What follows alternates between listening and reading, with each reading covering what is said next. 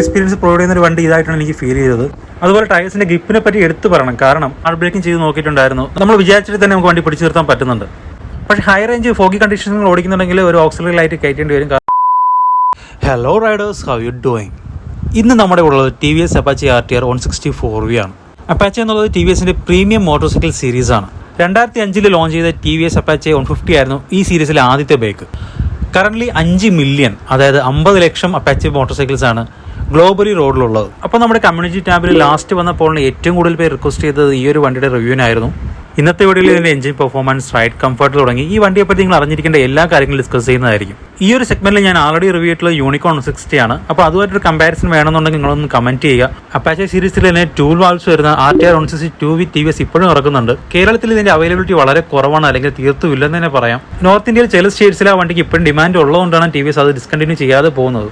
Even though 2V മോഡലിന് അതിൻ്റെതായ advantages ഉണ്ടെങ്കിലും ഏതൊരു പോയിന്റിലാണ് അതിന് ഡിസ്കണ്ടിന്യൂ ആയിട്ട് പോവാം. അതുകൊണ്ട് പുതിയൊരു വണ്ടി കിട്ടിയാൽ തന്നെ ഇനി അത് എടുക്കുന്നത് അത്ര നല്ലൊരു ഐഡിയ ആയിരിക്കത്തില്ല. ഇത് 3 മാസം മുന്നേ രജിസ്റ്റർ ചെയ്ത സ്പെഷ്യൽ എഡിഷൻ വേരിയന്റ് ആണ്.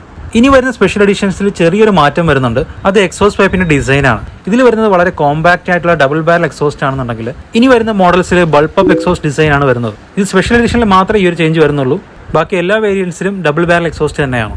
ഇനി ഇതിന്റെ ലുക്സിലോട്ട് വരുമ്പോൾ വളരെ സ്പോർട്ടി അഗ്രസീവ് ആയിട്ടുള്ള ലുക്ക് തന്നെയാണ്. ഒരു കംപ്ലീറ്റ് സ്ട്രീറ്റ് ഫൈറ്റർ ലുക്ക് ഒന്നും പറയാൻ പറ്റില്ലെങ്കിലും ഒരു കമ്മ്യൂട്ടർ ബൈക്കിന് കിട്ടാവുന്ന മാക്സിമം സ്പോർട്ട്നെസ് ഈ ഒരു ബൈക്കിന് കിട്ടുന്നുണ്ട്. ഇതിൽ കുറച്ച് പേർക്കെങ്കിലും ഇഷ്ടപ്പെടാത്ത ഒരു കാര്യം ഇതിന്റെ ഹെഡ്ലൈറ്റ് ഡിസൈൻ ആണ്. ഇത് കുറച്ചും കൂടി സ്പോർട്ടി ആക്കാമായിരുന്നു എന്നാണ് എനിക്കും തോന്നിയിട്ടുള്ളത്. ഇല്ലത്തുനിന്ന് ഇറങ്ങുകയും ചെയ്തു അമ്മത്തേക്ക് എത്തിയില്ലെന്ന് പറയുന്ന പോലെ 2V മോഡലുള്ള ആ ഒരു ക്ലാസിക് ഹെഡ്ലൈറ്റ് ഡിസൈനിനെ ഇത്തിരി സ്പോർട്ടിയാക്കാൻ ശ്രമിച്ചു. പക്ഷേ ആ ഒരു കംപ്ലീറ്റ് സ്പോർട്ട്നെസ് കൊണ്ടുവരാൻ പറ്റിയതുമില്ല. എന്തായാലും ഈ ഒരു കാരണം ഈ വണ്ടിക്ക് ഒരു ഡീൽ ബ്രേക്കർ അല്ല. Anyway it's A personal choice.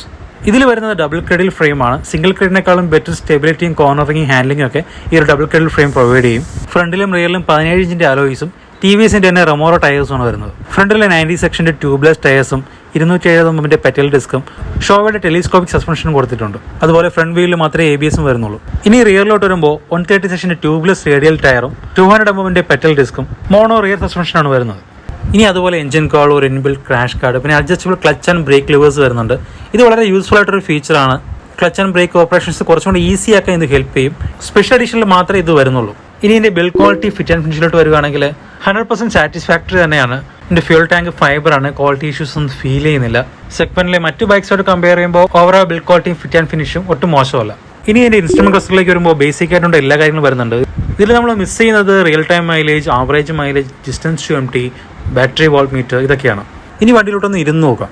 എൻ്റെ ഹൈറ്റിന് 2 ഫുട്ടും ഈസിലി പ്ലാൻ ചെയ്യാൻ പറ്റുന്നുണ്ട്. 100% ഫ്ലാറ്റ് ഫുട്ട് എന്ന് പറയാൻ പറ്റത്തില്ല. ഒരു 165 സെന്റിമീറ്റർ വരെയുള്ളവർക്ക് ഓക്കെ ആയിരിക്കും. അതിന് താഴെയാണെങ്കിൽ ചിലപ്പോൾ നിങ്ങൾ ടിപ്പ് ചെയ്യേണ്ടി വരും. ഇനി ഇതിൽ എടുത്തു പറയേണ്ടത് ഇതിന്റെ ഫുട് പെക്സിന്റെ പൊസിഷനിങ് ആണ്. ഫുട് പെക്സ് സ്ലൈറ്റ്ലി റിയർ പൊസിഷൻഡ് ആണ്. അതിൽ വലിയ പ്രശ്നമൊന്നുമില്ല. പക്ഷേ ഇത് പൊസിഷൻ ചെയ്തിരിക്കുന്ന ഹൈറ്റ് എന്ന് പറയുന്നത് ഗ്രൗണ്ടിൽ നിന്ന് കുറച്ച് കൂടുതലാണ്. അപ്പോൾ ഇത്രയും ഹൈറ്റിൽ ഇത് സെറ്റ് ചെയ്തിരിക്കുന്നതുകൊണ്ട് തന്നെ നിങ്ങൾക്ക് ഇത് കണ്ടാൽ മനസ്സിലാവും എൻ്റെ തൈസ് എൻ്റെ ബോഡിക്ക് ഏകദേശം പെർപെൻഡിക്കുലർ ആയിട്ടാണ് വരുന്നത്. അപ്പോൾ എൻ്റെ ഹൈറ്റിന് ഇത് ഓക്കെയാണ്. എൻ്റെക്കാളും ഹൈറ്റ് കുറഞ്ഞ ആൾക്കാർക്ക് ഇതൊരു പ്രശ്നം ഉണ്ടാക്കില്ല. പക്ഷേ ഹൈറ്റ് ഇത്തിരി കൂടിയ ആൾക്കാർക്ക്, മേ ബി ഒരു 180 അല്ലെങ്കിൽ 6 ഫീറ്റിനൊക്കെ മുകളിലുള്ള ആളാണെങ്കിൽ ഈ ഒരു പൊസിഷൻ അൺകംഫർട്ടബിൾ ആയിട്ട് ഫീൽ ചെയ്യാനുള്ള ചാൻസസ് കൂടുതലാണ്. ഇതിൻ്റെ ഹാൻഡിൽ ബാർസ് ഒരു മിഡിൽ സെറ്റ് എന്ന് വേണമെങ്കിൽ പറയാം. തീരെ നമ്മൾ റീച്ച് ചെയ്യേണ്ട ഒരു കാര്യമില്ല. എന്നാലും അപ്രൈറ്റ് പൊസിഷൻ എന്ന് പറയാൻ പറ്റത്തില്ല. കുറച്ച് ഫോർവേഡ് ലീൻ ചെയ്യേണ്ടി വരും. ഹാൻഡിൽ ബാർസ് അത്യാവശ്യം വൈഡാണ്. ചെറിയൊരു അഗ്രസീവ് സ്റ്റാൻസ് ആണ് ഓവറോൾ കിട്ടുന്നത്. ഇനി ഹാൻഡ്ലിങ്ങിലോട്ട് വരുമ്പോൾ വളരെ ഈസി ആയിട്ട് ഹാൻഡിൽ ചെയ്യാൻ പറ്റുന്ന വണ്ടി തന്നെയാണ്. 147 kg ആണ് വെയിറ്റ് വരുന്നത്. കമ്പ്യൂട്ടർ ബൈക്സിന്റെ പോയിന്റ് ഓഫ് വ്യൂവിൽ സ്ലൈറ്റ്ലി ഹയർ ആണ്, ബട്ട് സ്റ്റിൽ മാനേജബിൾ. അതുപോലെ യൂട്ടേൺ എടുക്കുമ്പോൾ അത്യാവശ്യം വലിയ ആംഗിൾ മാത്രമേ എടുക്കാൻ പറ്റത്തുള്ളൂ. അല്ലാന്നുണ്ടെങ്കിൽ നമ്മൾ കാല് നിലത്ത് കുത്തേണ്ടി വരും. ഇനി സിറ്റീസിലെ ഹൈവേസിലെ വണ്ടിയുടെ എഞ്ചിൻ പെർഫോമൻസിനെ പറ്റി പറയുമ്പോൾ നമ്മൾ അറിഞ്ഞിരിക്കേണ്ട ഒരു കാര്യമുണ്ട്. ഈ വണ്ടിക്ക് 3 റൈഡിംഗ് മോഡ്സ് ആണുള്ളത്: സ്പോർട്സ്, അർബൻ, റെയിൻ. ഒരു 160cc കമ്പ്യൂട്ടർ സെഗ്മെന്റിലെ ബൈക്കിന് റൈഡിംഗ് മോഡ്സിന്റെ ആവശ്യമില്ല. ഇത് വേറൊരു മാർക്കറ്റിംഗ് ഗിമിക് ആണെന്ന് പറയുന്നവരുണ്ട്. ഇത് ഒരു പരിധി വരെയൊക്കെ ശരിയാണ്. ഈ ഒരു സെഗ്മെന്റിൽ റൈഡിംഗ് മോഡ്സ് അത്ര അത്യാവശ്യമുള്ള ഒരു ഫീച്ചറൊന്നുമല്ല. പക്ഷേ എന്നാലും നമ്മുടെ വണ്ടിയിൽ ഉള്ളത് ഒരു ആഡഡ് അഡ്വാൻറ്റേജ് തന്നെയാണ്. അപ്പോൾ നമുക്ക് ഈ വണ്ടിയിലെ 3 റൈഡിംഗ് മോഡ്സിന്റെ ഡിഫറൻസ് എന്താണ്, അത് നമ്മുടെ റൈഡിങ്ങിനെ എങ്ങനെ യൂസ്ഫുൾ ആവുന്നതിനെ പറ്റി പറയാം. 3 മോഡ്സും കൺട്രോൾ ചെയ്യാനായിട്ട് ഒരു ബട്ടൺ ഹാൻഡിൽ ബാറിൽ കൊടുത്തിട്ടുണ്ട്. ഇതിൽ സ്പോർട്സ് മോഡ് അതിന്റെ പേര് സൂചിപ്പിക്കുമ്പോൾ തന്നെ ഒരു സ്പോർട്ടി റൈഡിംഗ് സ്റ്റൈലാണ് വണ്ടിക്ക് പ്രൊവൈഡ് ചെയ്യുന്നത്. വണ്ടിയുടെ മാക്സിമം പവറും ടോർക്കും നമുക്ക് കിട്ടുന്നത് സ്പോർട്സ് മോഡിലിട്ട് ഓടിക്കുമ്പോഴാണ്. ഇനി അർബൻ ആൻഡ് റെയിൻ മോഡിലിട്ട് ഓടിക്കുകയാണെങ്കിൽ സ്പോർട്സ് മോഡിനേക്കാളും കുറഞ്ഞ പവറും ടോർക്കും ആയിരിക്കും ഈ മോഡ്സിൽ നമുക്ക് കിട്ടുന്നത്. അപ്പോൾ അർബൻ അല്ലെങ്കിൽ റെയിൻ മോഡിലിട്ട് ഓടിച്ചു കഴിഞ്ഞാൽ വണ്ടിയുടെ ഒരു പവർ ഡെലിവറി കുറച്ചും കൂടി ഒരു കൺട്രോൾഡ് മാനറിലായിരിക്കും. പെട്ടെന്നുള്ളൊരു സഡൻ ആക്സലറേഷനോ സഡൻ പിക്കപ്പോ ഒന്നും വണ്ടിക്ക് കിട്ടത്തില്ല.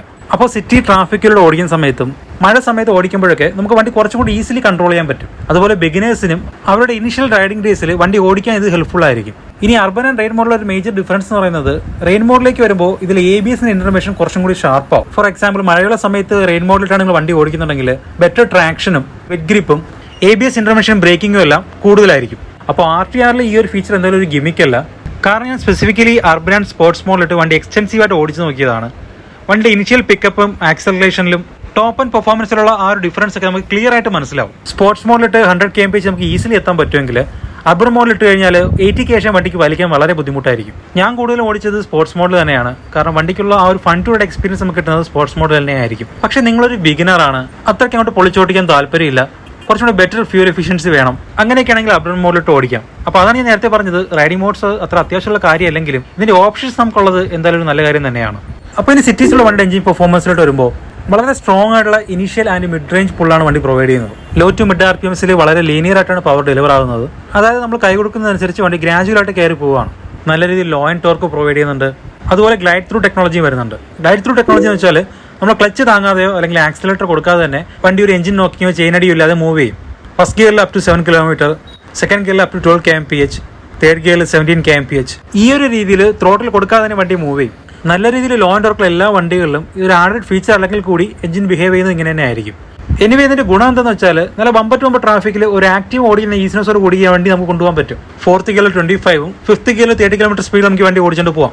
അതുപോലെ ലോ സ്പീഡിൽ ടോപ്പ് ഗിയർ ഓടിച്ചുകൊണ്ടിരിക്കുമ്പോൾ നിങ്ങൾക്ക് ഓവർടേക്ക് ചെയ്യേണ്ടി വന്നാലും ഒരു ഡൗൺ ഷിഫ്റ്റ് ഇല്ലാതെ നിങ്ങൾക്ക് വണ്ടി വലിച്ചെടുത്തുകൊണ്ട് പോകാൻ പറ്റും. ഇനി ഹൈവേസിലോട്ട് വരുമ്പോൾ എനിക്ക് ആദ്യം തന്നെ പറയാനുള്ളത്, എപ്പോഴും നിങ്ങൾ സ്പോർട്സ് മോഡിലിട്ട് മാത്രം ഹൈവേസിൽ ഓടിക്കുക. ഹൈവേസിൽ അർബൻ മോഡിലിട്ട് ഓടിച്ചു കഴിഞ്ഞാൽ പല സമയത്തും ആ ഒരു ലാക്ക് ഓഫ് പവർ നിങ്ങൾക്ക് നന്നായിട്ട് ഫീൽ ചെയ്യും. ഞാൻ നേരത്തെ പറഞ്ഞു സിറ്റീസിൽ ലോ ആൻഡ് മിഡ് റേഞ്ചിൽ നല്ല ലീനിയർ ആയിട്ടുള്ള പവർ ഡെലിവറാണ് വണ്ടി തരുന്നതെന്ന്. പക്ഷേ മിഡ് RPM ക്രോസ് ചെയ്ത് ഒരു 6000-7000 RPM എത്തുമ്പോഴേക്കും വണ്ടി കുറച്ചും കൂടി അഗ്രസീവ് ആവും. ആ ഒരു പോയിന്റിൽ വണ്ടി അതിന്റെ മാക്സിമം പൊട്ടൻഷ്യൽ നമുക്ക് തരുന്നത് ക്ലിയർ ആയിട്ട് അറിയാൻ പറ്റും. നേരത്തെ നമ്മൾ 17 kmph ഓടി അതേ തേർഡ് ഗിയറിൽ 90+ ഈസിലി ടച്ച് ചെയ്യാൻ പറ്റും. ഇത് വണ്ടിയുടെ ആ ഒരു ഡ്യുവൽ ക്യാരക്ടറാണ് സൂചിപ്പിക്കുന്നത്. ഇത്തിരി കാമായിട്ട് ഓടിക്കാനാണെങ്കിൽ അങ്ങനെ ഓടിക്കാം, അല്ല ഇടയ്ക്കൊക്കെ ഇത്തിരി പൊളിച്ച് ഓടിക്കണമെന്നുണ്ടെങ്കിൽ അതിനും വണ്ടി റെഡിയാണ്. ഹയർ RPMസിലേക്ക് പോകുമ്പോഴേക്കും എഞ്ചിൻ അത്യാവശ്യം നല്ല രീതിയിൽ പണിയെടുത്ത് നമുക്ക് ക്ലിയർ ആയിട്ട് അറിയാൻ പറ്റും. സ്ട്രെസ്ഡ് എന്ന് പറയാൻ പറ്റത്തില്ല, കാരണം ആ ഒരു സമയത്ത് വണ്ടി ഈസി ആയിട്ടാണ് പുള്ള് ചെയ്യുന്നത്. പക്ഷേ എഞ്ചിന് വരുന്ന നോയ്സ് ആ സമയത്ത് ഇത്തിരി കൂടുതലാണ്. ഇതിൻ്റെ സ്വീറ്റ് ആയിട്ടുള്ള ഒരു ഹൈവേ ക്രൂസിംഗ് സ്പീഡ് എന്ന് പറയുന്നത് ഒരു 70 ഒക്കെയാണ്. അപ്പോൾ വണ്ടിയുടെ എഞ്ചിൻ പെർഫോമൻസിനെ പറ്റി ചുരുക്കി പറയുകയാണെങ്കിൽ സിറ്റീസിൽ നല്ല സ്ട്രോങ് ആയിട്ടുള്ള ലോ ആൻഡ് മിഡ് റേഞ്ച് പെർഫോമൻസും ഹൈവേസിൽ വളരെ ഇംപ്രസീവ് ആയിട്ടുള്ള ടോപ്പ് ആൻഡ് പെർഫോമൻസാണ് വണ്ടി പ്രൊവൈഡ് ചെയ്യുന്നത്. വിത്തൗട്ട് എനി ഡൗട്ട് എനിക്കൊരു കാര്യം പറയാൻ പറ്റും, ഈ ഒരു സെഗ്മെന്റിൽ ഇത്രയും മികച്ച ഓൾറൗണ്ട് പെർഫോമൻസ് പ്രൊവൈഡ് ചെയ്യുന്ന വേറൊരു എഞ്ചിൻ ഇന്ന് മാർക്കറ്റിലില്ല. ഇനി റിഫൈൻമെന്റ് ആൻഡ് എഞ്ചിൻ ഹീറ്റിംഗിലോട്ട് വരുമ്പോൾ സെഗ്മെന്റിൽ തന്നെ ഒരേ ഒരു ഷോർട്ട് സ്ട്രോക്ക് എഞ്ചിൻ വരുന്ന വണ്ടിയാണിത്. അതുകൊണ്ടാണ് വണ്ടിക്ക് ആ ഒരു കിടിലൻ ടോപ്പ് ആൻഡ് പെർഫോമൻസ് ഉള്ളത്. മിഡ് RPMസിൽ ഒരേയൊക്കെ എഞ്ചിൻ നല്ല രീതിയിൽ റിഫൈൻഡ് ആണ്. സിറ്റീസിലൊക്കെ ഓടിക്കുമ്പോൾ നമുക്ക് എക്സസീവ് ആയിട്ടുള്ള എഞ്ചിൻ നോയ്സ് ഒന്നും കേൾക്കത്തില്ല. പക്ഷേ ഹയർ RPMസിലേക്ക് പോകുന്നതോറും എഞ്ചിൻ നോയ്സ് ഇത്തിരി കൂടി വരുന്നതായിട്ട് നമുക്ക് അറിയാൻ പറ്റും. സെഗ്മെന്റിലെ മറ്റ് ബൈക്സായിട്ട് കമ്പയർ ചെയ്യുകയാണെങ്കിൽ മെയിൻലി FC, യൂണിക്കോൺ, ജിക്സർ അല്ലെങ്കിൽ ലേറ്റസ്റ്റ് ആയിട്ട് വന്ന പൾസർ N160 ഇതിനേക്കാളൊക്കെ റിഫൈൻമെന്റ് ഇത്തിരി കുറവായിരിക്കും. ഇനി എഞ്ചിൻ ഹീറ്റിംഗിലോട്ട് വരുമ്പോൾ ഒരു ഡെഡിക്കേറ്റഡ് ഓയിൽ കൂളറും സ്പാർക്ക് പ്ലഗിന് മുകളിലായിട്ട് റാം എയർ ഡക്റ്റും കൊടുത്തിട്ടുണ്ട്. ഇത് ചെയ്യുന്നത് വണ്ടി ഓടുമ്പോഴുള്ള ആ ഒരു എയറിനെ സ്പാർക്ക് പ്ലഗിലേക്ക് കൊടുക്കും. അങ്ങനെ പ്ലഗ് തണുക്കുമ്പോൾ ഓവറോൾ എഞ്ചിൻ ടെമ്പറേച്ചർ ഒപ്റ്റിമം ലെവലിൽ മെയിൻറ്റെയിൻ ചെയ്യാൻ പറ്റും. അപ്പോൾ ഈ രണ്ട് മെക്കാനിസം കൂടി എഞ്ചിൻ ഹീറ്റിംഗ് നല്ല രീതിയിൽ കുറയ്ക്കുന്നുണ്ട്. അബ്സല്യൂട്ട്ലി സീറോ എഞ്ചിൻ ഹീറ്റിംഗ് തന്നെ പറയാം. ഇനി ക്ലച്ച് ഫീൽ ആൻഡ് ഗിയർ ഓപ്പറേഷനിലോട്ട് വരുമ്പോൾ ക്ലച്ച് ഫീൽ വളരെ ലൈറ്റാണ്. ഈ ഒരു വേരിയന്റിൽ അഡ്ജസ്റ്റബിൾ ലിവേഴ്സും കൂടി വരുന്നതുകൊണ്ട് സിറ്റീസിൽ ബമ്പർ ടു ബമ്പർ ട്രാഫിക്കിലൊക്കെ ഓടിക്കുമ്പോൾ ഒരു തരത്തിലുള്ള ബുദ്ധിമുട്ട് നമുക്ക് ഫീൽ ചെയ്യത്തില്ല. ഗിയർ ഷിഫ്റ്റിംഗ് വളരെ പ്രിസൈസ് ആണ്, ഫാൾസ് ന്യൂട്രൽസ് ഒന്നും വീഴുന്നില്ല. ഷിഫ്റ്റിംഗ് നമുക്ക് സ്മൂത്ത് ആയിട്ട് തന്നെ ചെയ്യാൻ പറ്റുന്നുണ്ട്. ബട്ടർ സ്മൂത്ത് ഷിഫ്റ്റിംഗ് ഒന്നും പറയാൻ പറ്റത്തില്ല. ഇനി ബ്രേക്സിലോട്ട് വരുമ്പോൾ സിംഗിൾ ചാനൽ ABS മാത്രമേ വരുന്നുള്ളൂ. കോമ്പറ്റേറ്റർ ആയിട്ടുള്ള N160 dual channel ABS option ഉള്ളതുകൊണ്ട് TVSും ചിലപ്പോൾ ഉടൻ തന്നെ ഇത് കൊണ്ടുവന്നേക്കാം. Anyway braking efficiency top notch ഒന്നും പറയാൻ പറ്റത്തില്ലെങ്കിലും സ്റ്റിൽ വെരി ഗുഡ്. അത്യാവശ്യം നല്ല രീതിയിൽ ഹാർഡ് ബ്രേക്കിംഗ് ചെയ്ത് നോക്കിയിട്ടുണ്ടായിരുന്നു. നമ്മൾ വിചാരിച്ചിട്ട് തന്നെ നമുക്ക് വണ്ടി പിടിച്ചു നിർത്താൻ പറ്റുന്നുണ്ട്. സിംഗിൾ ചാനൽ ABS ആയതുകൊണ്ട് പാനിക് സിറ്റുവേഷൻസ് വരികയാണെങ്കിൽ ഫ്രണ്ട് ബ്രേക്ക് മാത്രം പിടിക്കുക. റിയർ ബ്രേക്ക് കൂടുതലായിട്ട് യൂസ് ചെയ്ത് കഴിഞ്ഞാൽ വീല് ലോക്കായിട്ട് വണ്ടി സ്കിഡ് ആവാനുള്ള ചാൻസസ് വളരെ കൂടുതലാണ്. ഇനി ടയേഴ്സ് ആൻഡ് സസ്പെൻഷനിലോട്ട് വരുമ്പോൾ നല്ല രീതിയിലുള്ള റോഡ് ഗ്രിപ്പും കോർണറിംഗ് കോൺഫിഡൻസ് ടയേഴ്സ് പ്രൊവൈഡ് ചെയ്യുന്നുണ്ട്. സെഗ്മെന്റിൽ ബെസ്റ്റ് കോർണറിംഗ് എക്സ്പീരിയൻസ് പ്രൊവൈഡ് ചെയ്യുന്ന ഒരു വണ്ടി ഇതായിട്ടാണ് എനിക്ക് ഫീൽ ചെയ്തത്. അതുപോലെ ടയേഴ്സിന്റെ ഗ്രിപ്പിനെ പറ്റി എടുത്തു പറയണം. കാരണം റിയർ ബ്രേക്ക് നന്നായിട്ട് യൂസ് ചെയ്ത് വീല് ലോക്കായ സമയത്തൊക്കെ ടയേഴ്സ് സ്ലിപ്പ് ആവാതെ വണ്ടി നമ്മുടെ കൺട്രോളിൽ തന്നെ നിർത്താൻ ഇതിന്റെ ഗ്രിപ്പിന് പറ്റുന്നുണ്ട്. ഇനി സസ്പെൻഷനിലോട്ട് വരുമ്പോൾ ഫ്രണ്ടിൽ ഷോവയുടെ ഫോക്സ് ആണ് വരുന്നത്. മീഡിയം ടു ഹാർഡ് സെറ്റ് ആണെന്ന് പറയാം. സിറ്റീസിലും ഹൈവേസിലും കോർണേഴ്സിലും ഒക്കെ ആ ഒരു സ്റ്റെബിലിറ്റി കിട്ടാൻ വേണ്ടി സസ്പെൻഷൻ നല്ല രീതിയിൽ ഹെൽപ്പ് ചെയ്യുന്നുണ്ട്. പൊളിഞ്ഞ റോഡിലൊക്കെ എത്തുമ്പോൾ അത്ര ഹാർഡ് എന്നുള്ള ഫീല് തരുന്നില്ല. ഹംസും കുഴികളൊക്കെ നല്ല രീതിയിൽ തന്നെ എടുക്കുന്നുണ്ട്. ഷോൾഡേഴ്സിലും റിസ്റ്റിലൊന്നും ആ ഒരു ഇടി എന്തായാലും കൊടുക്കുന്നില്ല. റിയറിൽ വരുന്നത് 7 സ്റ്റെപ്പ് അഡ്ജസ്റ്റബിൾ ആയിട്ടുള്ള ഗ്യാസ് ചാർജിന് മോണോഷോക്കാണ്. ഇതിപ്പോഴും സ്റ്റോക്ക് സെറ്റിംഗ്സിൽ തന്നെയാണ്. എനിക്കിത് വളരെ ഹാർഡായിട്ടാണ് ഫീൽ ചെയ്തത്. വണ്ടി കുഴിയിലൊക്കെ വീഴുന്ന സമയത്ത് ഞാൻ സീറ്റ്സിൽ നിന്ന് എണീറ്റിരിക്കുകയാണ് ചെയ്തത്. ഇല്ലാന്നുണ്ടെങ്കിൽ നല്ല രീതിയിൽ ആ ഇടി നമ്മുടെ ബാക്കിലേക്ക് കിട്ടും.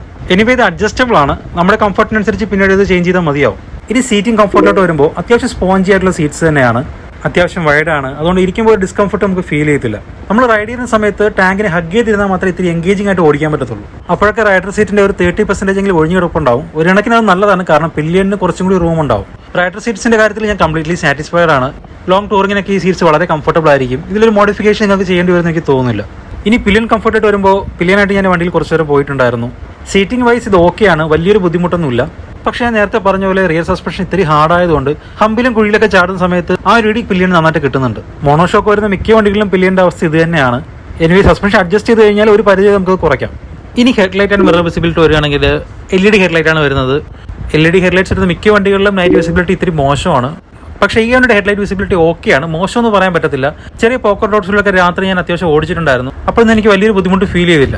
പക്ഷേ ഹൈ റേഞ്ച് ഫോഗി കണ്ടീഷൻസ് ഓടിക്കുന്നുണ്ടെങ്കിൽ ഒരു ഓക്സിലറി ലൈറ്റ് കയറ്റേണ്ടി വരും, കാരണം ആ സമയത്ത് ഹെഡ്ലൈറ്റ് വിസിബിലിറ്റി ഇത്തിരി കോംപ്രമൈസ് ആവാൻ ചാൻസ് കൂടുതലാണ്.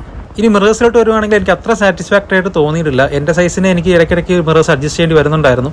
പ്രോപ്പർ കോൺവെക്സ് മിറേഴ്സും അല്ല ഇതിൽ വരുന്നത്. ഇനി ഇതിൻ്റെ ടൂറിംഗ് ക്യാപ്പബിലിറ്റി വരികയാണെങ്കിൽ സെഗ്മെന്റിലെ മറ്റു ബൈക്സ് കമ്പയർ ചെയ്യുകയാണെങ്കിൽ നല്ല രീതിയിൽ ടൂറിംഗ് എക്സ്പീരിയൻസ് ആയിരിക്കും വണ്ടി പ്രൊവൈഡ് ചെയ്യുന്നത്. തീരെ സ്പോർട്ടി അല്ല, എന്നാൽ അത്ര റിലാക്സ് ഇല്ലാത്ത റൈഡിംഗ് പോസ്റ്ററാണ്. ഞാൻ വീഡിയോയുടെ ആദ്യം പറഞ്ഞ ഫുട്പെക്സിന്റെ ഹൈറ്റ് ഇഷ്യൂസ് വരുന്ന ആൾക്കാർക്ക് ചെറിയൊരു ക്രാംഡ് ഫീൽ എന്തായാലും ഉണ്ടാവും. അത് ഓക്കെ ആണെങ്കിൽ റൈഡിംഗ് കംഫർട്ടിൽ നിങ്ങൾക്ക് വലിയൊരു ബുദ്ധിമുട്ടുണ്ടാവില്ല. അതുപോലെ ഞാൻ പറഞ്ഞു ഇതിന് ക്രൂസിംഗ് സ്പീഡ് ഒരു 70 ഒക്കെയാണ്. അപ്പോൾ ആ ഒരു സ്പീഡ് റേഞ്ചിൽ എക്സസീവ് ആയിട്ടുള്ള എഞ്ചിൻ നോയ്സോ അല്ലെങ്കിൽ എഞ്ചിൻ സ്ട്രെസ്സോ ഇല്ലാതെ നിങ്ങൾക്ക് വണ്ടി കംഫർട്ടബിൾ ആയിട്ട് ഓടിച്ചുകൊണ്ട് പോകാൻ പറ്റും. ഇടയ്ക്കിടയ്ക്ക് ഒരു 90 to 100 എടുക്കാനാണെങ്കിൽ അതിന് കേപ്പബിൾ ആയിട്ടുള്ള എഞ്ചിനാണ്. അപ്പോൾ ഓവറോൾ നല്ലൊരു ടൂറിംഗ് എക്സ്പീരിയൻസ് ആയിരിക്കും റൈഡറിന് കിട്ടുന്നത്. പക്ഷേ പില്ലിയൻ കംഫർട്ട് ലോങ് ഡിസ്റ്റൻസിൽ അത്ര നല്ലതായിരിക്കില്ല.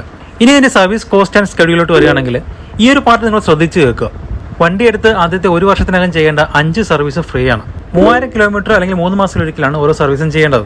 ഇതിൽ നമ്മൾ ശ്രദ്ധിക്കേണ്ട ഒരു കാര്യമുണ്ട്, engine oil and filter replacement ഓരോ സർവീസ് ഇടവിട്ട് മാത്രം ചെയ്താൽ മതി. അതായത് 1 വർഷത്തിൽ 4 സർവീസ് വരികയാണെങ്കിൽ അതിൽ 2 സർവീസിന് മാത്രമേ ഇത് 2 റീപ്ലേസിന്റെ ആവശ്യമുള്ളൂ. 10W30യുടെ ഫുള്ളി സിന്തറ്റിക് എഞ്ചിൻ ഓയിലാണ് TVS റെക്കമെൻഡ് ചെയ്യുന്നത്. ഇതിന്റെ ഫിൽറ്ററിന്റെ കോസ്റ്റ് മാത്രം ഏകദേശം 850-900 രൂപയോളം വരും. അപ്പോൾ പെയ്ഡ് സർവീസിന്റെ കോസ്റ്റ് ഒരു 1500 റേഞ്ചിലേക്കാണ് വരുന്നത്. പക്ഷേ ചില സർവീസ് സെന്റേഴ്സ് TVSന്റെ റെക്കമെൻഡേഷന് എതിരായിട്ട് എല്ലാ സർവീസിലും engine oil and oil filter replace ചെയ്യുന്നുണ്ട്. അതായത് 6 മാസത്തിലൊരിക്കൽ മാത്രം റീപ്ലേസ് ചെയ്യേണ്ട എഞ്ചിൻ ഓയിലിനെ എല്ലാ 3 മാസത്തിലൊരിക്കൽ നിങ്ങളെ കൊണ്ട് റീപ്ലേസ് ചെയ്യും. അപ്പോൾ ഇത് കസ്റ്റമർ പോയിന്റ് ഓഫ് വ്യൂവിൽ ഒരു അധിക ചിലവ് തന്നെയാണ്. സെമി സിന്തറ്റിക് ഓയിലാണെങ്കിൽ 3 മാസത്തിലേക്ക് റീപ്ലേസ് ചെയ്യുന്നതുകൊണ്ട് കുഴപ്പമില്ല. പക്ഷേ ഫുള്ളി സിന്തറ്റിക് ഓയിലിന് അത്രയും ഫ്രീക്വന്റ് ആയിട്ട് റീപ്ലേസ് ചെയ്യേണ്ട കാര്യമില്ല. അതുകൊണ്ട് തന്നെ TVS 6 മാസത്തിലൊരിക്കൽ മാത്രം റീപ്ലേസ് ചെയ്താൽ മതി എന്ന് പറയുന്നത്. അപ്പോൾ വണ്ടി സർവീസിന് കൊണ്ടുപോകുമ്പോൾ നിങ്ങൾ ഈ കാര്യം മനസ്സിൽ വയ്ക്കുക. അല്ലാന്നുണ്ടെങ്കിൽ ഒരു വർഷത്തിൽ ഒരു 1500 രൂപയോളം ചുമ്മാ നിങ്ങൾ കൊടുക്കേണ്ടി വരും. ഇനി അതിൻ്റെ മൈലേജിലോട്ട് വരികയാണെങ്കിൽ ഒരു 40-ക്കും 50-ക്കും ഇടയിലുള്ള മൈലേജ് നിങ്ങൾക്ക് എന്തായാലും എക്സ്പെക്ട് ചെയ്യാം. ഇത്രയും വലിയൊരു റേഞ്ച് പറയാൻ കാരണം ഇതിൻ്റെ പെർഫോമൻസ് ആണ്. അത്യാവശ്യം പൊളിച്ചോടിക്കുന്ന അല്ലെങ്കിൽ എൻഗേജിംഗ് ആയിട്ട് സ്പോർട്സ് മോഡിലൊക്കെ ഓടിക്കുന്ന ഒരാൾക്ക് ഒരു 40 റേഞ്ചൊക്കെ ആയിരിക്കും മൈലേജ് കിട്ടുന്നത്. അതല്ല ലോവർ RPMസിൽ ഇത്തിരി കാമായിട്ടൊക്കെ ഓടിക്കുകയാണെങ്കിൽ 50+ നിങ്ങൾക്ക് എന്തായാലും എടുക്കാൻ പറ്റും.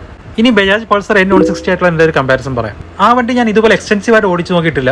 ഒരു 10 കിലോമീറ്റർ താഴെ മാത്രമേ എനിക്ക് ഓടിക്കാൻ കിട്ടിയിട്ടുള്ളൂ. അപ്പോൾ ഇതിൻ്റെ ഒരു ഫൈനൽ വെടിക്കായിട്ട് കൂട്ടണ്ട. ആ ഒരു ഷോർട്ട് റൈഡിൽ നിന്ന് കിട്ടിയ ഫസ്റ്റ് ഇംപ്രഷൻ്റെ ബേസിലുള്ള കാര്യങ്ങളാണ് ഞാൻ പറയുന്നത്. RTR എന്ന് പറയുന്നത് അതിൻ്റെ സെഗ്മെന്റിലെ ഏറ്റവും പവർഫുൾ ആയിട്ടുള്ള മെഷീനാണ്. ഓവറോൾ ഒരു നല്ല പാക്കേജാണ്. പക്ഷേ ഡ്യുവൽ ചാനൽ ABS നമ്മളിതിൽ മിസ് ചെയ്യുന്നുണ്ട്. ഇനി N160 വരികയാണെങ്കിൽ RTRന്റെ അത്രയും പവർഫുൾ അല്ലെങ്കിലും സെഗ്മെന്റിലെ നല്ല പെർഫോമിംഗ് ആയിട്ടുള്ള വണ്ടിയാണ്. ഇതിൻ്റെ ഒരു യുണീക്ക് സെല്ലിംഗ് പോയിന്റ് എന്ന് പറയുന്നത് ഇതിൽ ഡ്യുവൽ ചാനൽ ABS വരുന്നുണ്ട്.